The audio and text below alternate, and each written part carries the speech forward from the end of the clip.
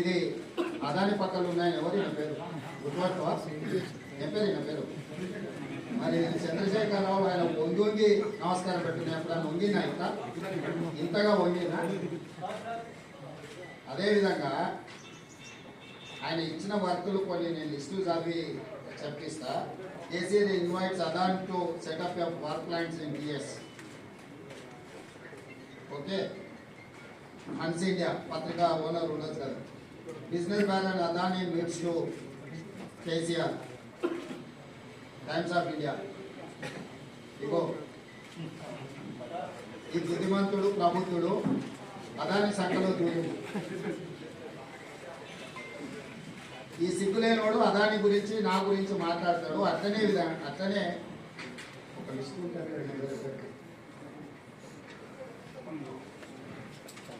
12-13 list ఉంటుంది చూడొకటి.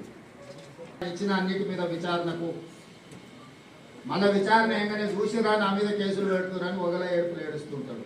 పెట్టూరి jail పోతానే ఆయన్నే అంటాడు. ఎప్పుడెప్పుడు జైలు పోదామా, జైల్లో పోయి ఉందామా అని ఆయన ఏమనుకుంటున్నాడంటే, నిన్న పేపర్లో చూసిన జైలు పోయిన వాళ్ళందరూ ఆ లెక్కన ముందుగా వాళ్ళ చెల్లెలు ఆల్రెడీ వాళ్ళ చెల్లెలు జైలు పోయొచ్చు.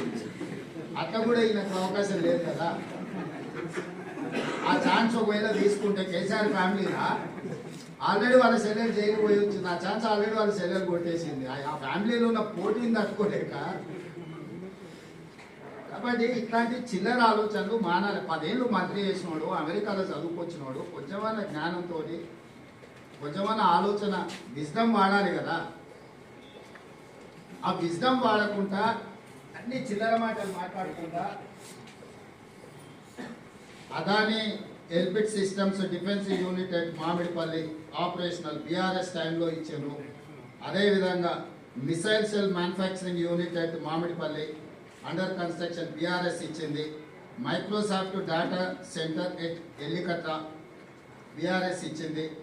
అదేవిధంగా 3 national highway projects, Khammam to Suryapet national highway, Mancherial to Repallivada national highway, Khammam to Kodad national highway BRS ఇచ్చింది.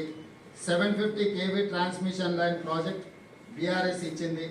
ఇన్ని ప్రాజెక్టులు బీఆర్ఎస్ ఇచ్చి ఈరోజు same counter drone manufacturing unit at Mamidipalli BRS ఇచ్చింది. ఇన్ని ప్రాజెక్టులు బీఆర్ఎస్ అదానికి ఇచ్చి అదానితో అంటగాగి అదాని దగ్గర కమిషన్లు మెక్కి నేను చేసిన ప్రయత్నం అదాని సిఎస్ఆర్ ఫండ్స్ నుంచి తెలంగాణ నిరుద్యోగ యువకుల కోసం వాళ్ళ భవిష్యత్తును నిర్మించడం కోసం ఆలోచన చేసి యంగ్ ఇండియా స్కిల్స్ యూనివర్సిటీకి లక్షలాది తెలంగాణ నిరుద్యోగ యువకులకు ప్రయోజనం చేకూర్చే విధంగా సిఎస్ఆర్ ఫండ్స్ కింద 100 కోట్లు తీసుకొస్తే అది రాష్ట్రానికి ప్రయోజనం.